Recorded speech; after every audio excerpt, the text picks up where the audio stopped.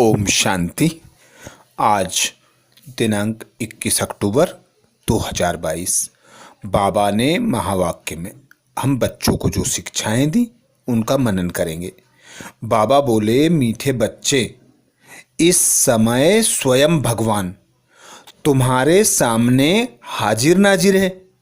वह बहिश्त की सौगात लेकर आया है, इसलिए अपार खुशी में रहो। बाबा कहते, मीठे बच्चे, इस समय स्वयं भगवान तुम्हारे सामने हाजिर नाजिर है। वह बहिश्त की सौगात लेकर आया है, इसलिए अपार खुशी में रहो। अर्थात बाबा संगम युग पर ब्रह्मा तन का आधार लेकर, अर्थात लौंग बूट में आकर, पतित बूट में आकर पहले उन्हें पावन बनाते। बाबा कहते, ये पवित्र पावन बनते, फिर तुम बच्चों को इन द्वारा एडॉप्ट कर तुम बच्चों के समक्ष हाजिर होता। फिर तुम बच्चों को ज्ञान और योग से ऐसा पावन पवित्र बना देता कि तुम राजाओं का राजा बन जाते। बाबा जो सर्व आत्माओं का बाप है, बाबा कहते हैं लौकिक बाप भी कहीं से आते हैं तो सौगात लेकर आते हैं, तो यह है बेहद का बाप। दूर देश से आते हैं, अपने हाथों में बहिश्त की सौगात लाते हैं। बाबा कहते, इतनी बड़ी सौगात और कोई ला ना सके।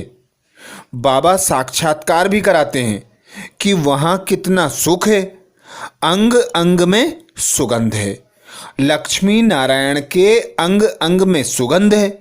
अभी तो देखो शरीर में कीड़े पड़े हुए हैं, तो बाबा कहते कितनी खुशी होनी चाहिए। खुशी का पारावार नहीं होना चाहिए, इतने खुश होना चाहिए कि ब्राह्मणों का गायन भी है, अप्राप्त नहीं कोई वस्तु ब्राह्मणों के खजाने में। बाबा कहते, सदा हंसते मुस्कुराते रहो, मौज मनाते रहो, क्योंकि संगम युग है ही मौजों का युग। बाप आया है ज्ञान देकर हम काले बच्चों को गोरा बनाने। तो बाबा कहते, मैं कीड़ों को भ्रमरी बनाता हूँ, सन्यासी तो बन ना सके। इस समय तुम ज्ञान सूर्य ज्ञान चंद्रमा बनते हो। सन्यासी पवित्र प्रवृत्ति मार्ग नहीं बना सकते, क्योंकि वे खुद घर छोड़कर जाते हैं। मैं ही हूँ जो तुमको राजाओं का राजा बनाता हूँ। तो बाबा हमें ऐसी ताकत भरते, ऐसा पवित्र बनाते, ऐसा पावन बनाते कि हम राजाओं का राजा अर्थात नर से नारायण अर्थात नरक से स्वर्ग के मालिक बन जाते। प्रश्न किया बाबा ने, बाप अपने बच्चों पर कौन सी ब्लेसिंग करते हैं? बाप अपने बच्चों पर कौन सी ब्लेसिंग करते हैं? उत्तर में बाबा समझाते, बच्चों को आप समान नॉलेजफुल बनाना, यह उनकी ब्लेसिंग है। जिस नॉलेज के आधार पर नर से नारायण बन जाते। बाबा कहते, बच्चे, मैं तुम्हें राजयोग की शिक्षा देकर राजाओं का राजा बनाता हूँ। मेरे सिवाय ऐसी ब्लेसिंग कोई कर नहीं सकता, क्योंकि देहधारी नर से नारायण बना ना सकें, बहिश्त का वर्षा दे ना सकें। एक बाप ही है जो आकर पतित दुनिया को पावन दुनिया बनाता है। हम मनुष्यों को देवता बनाकर विश्व की बादशाही अर्थात राजाओं का राजा बनाते हैं। इसीलिए बाबा कहते, तुम बच्चे जानते हो वह निराकार बाप है, उनका मनुष्य जैसा आकार नहीं है। अब वह हमारे सामने बैठा है, तुम उनको हाजिर नाजिर देखते हो, बरोबर नॉलेजफुल ब्लिसफुल है।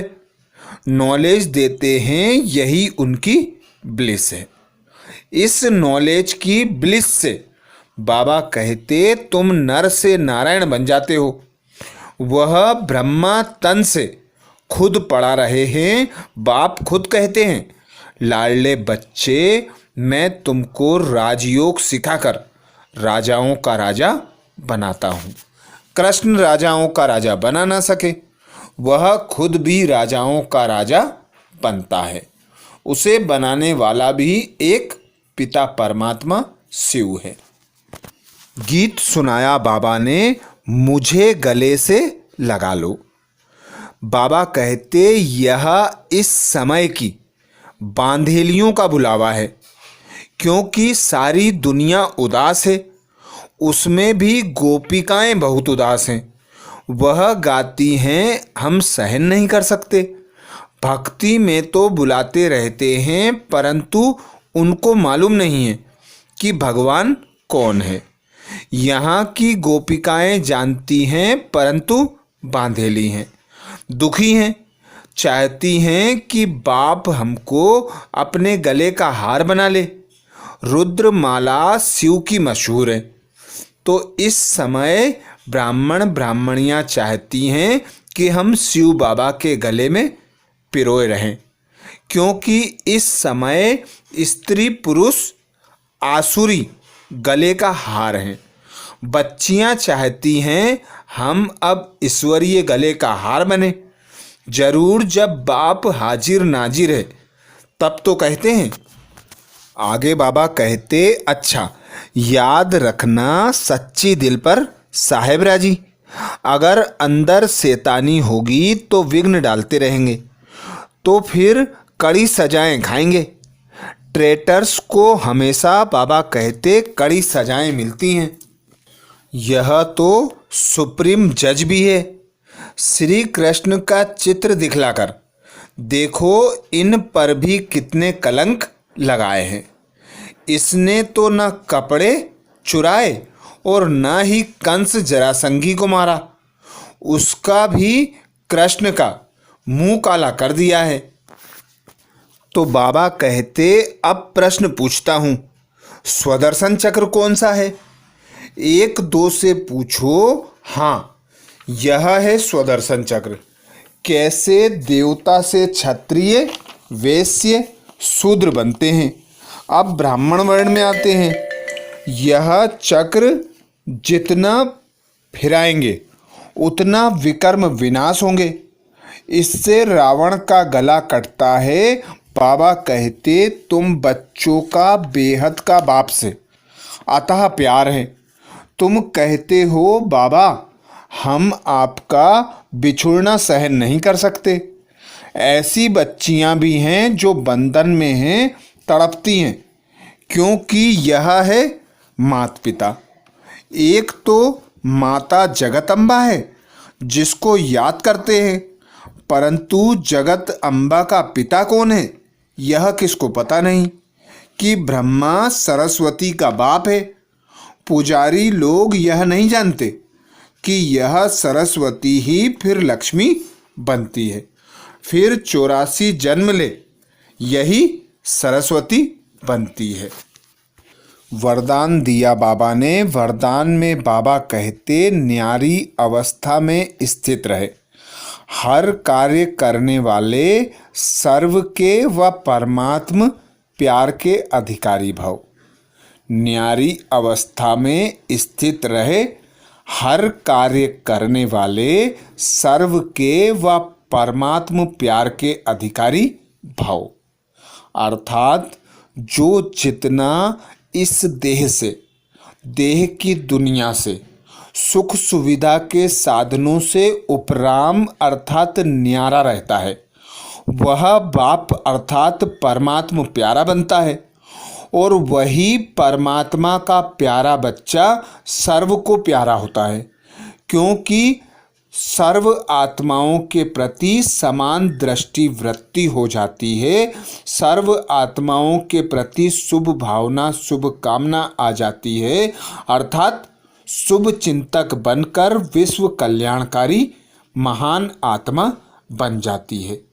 तो बाबा कहते ऐसी आत्माएं ही परमात्मा व सर्व के प्यार की अधिकारी होती हैं।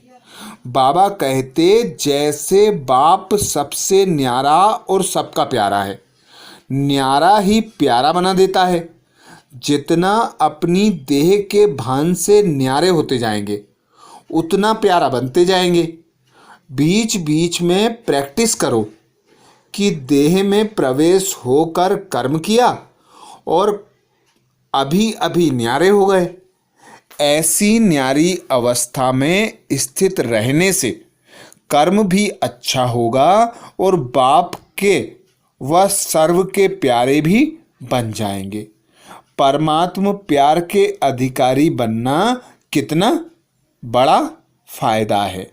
अर्थात जो एक बाप की याद की लगन में मगन होते हैं, इस देह से, देह के संबंधियों से, सुख सुविधा के साधनों से न्यारे रहते हैं, सदा एक बाप के प्यारे रहते हैं, वे सदा बाप की श्रीमत अनुसार कर्म करते हैं, बाप की याद में रहकर कर्म करते हैं, तो उनके जो कर्म होते हैं वे भी श्रेष्ठ अर्थात विश्व कल्याण अर्थ अर्थात सेवा अर्थ होते हैं।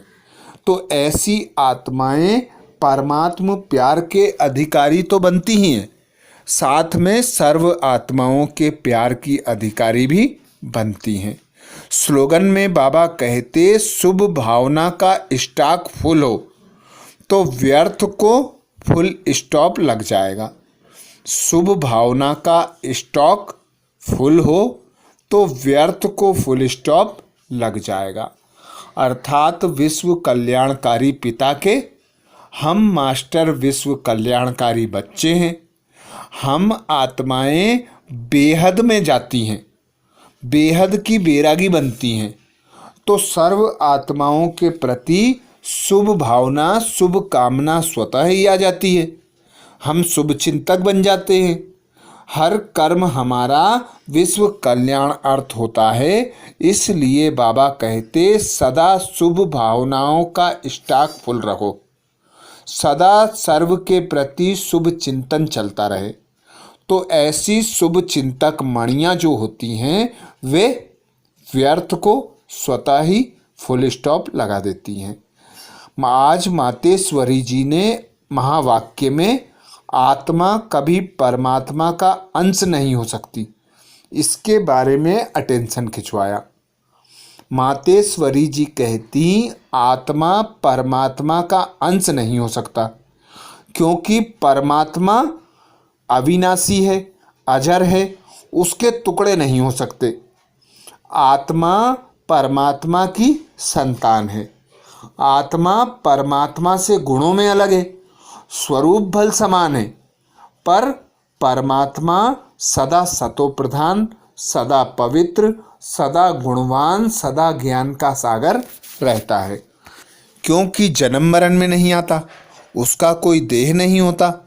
हम आत्माएं जन्म मरण में आती हैं तो हमारी कलाएं गिरती हैं और फिर संगम युग पर परमात्मा पिता आकर हम बच्चों को ज्ञान और योग सिखलाकर हमारी सद्गति करते हैं।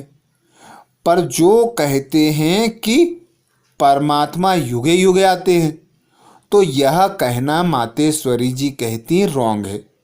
क्योंकि परमात्मा युगे युगे आता तो फिर सबकी सद्गति सदा रहती, कोई भी दुर्गति को नहीं पाता।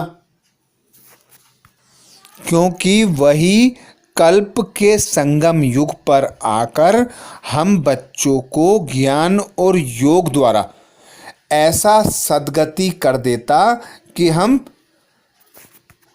21 जन्मों तक संपूर्ण संपन्न रहते और फिर हमारी कलाएं गिरती, पर परमात्मा पिता सदा समान रहता। ना तो उसका कोई पिता, ना कोई बाप, ना कोई टीचर होता। वही हमारा बाप टीचर सद्गुरु कर पालना कर सद्गति प्रदान करते हैं। अच्छा, ओम शांति।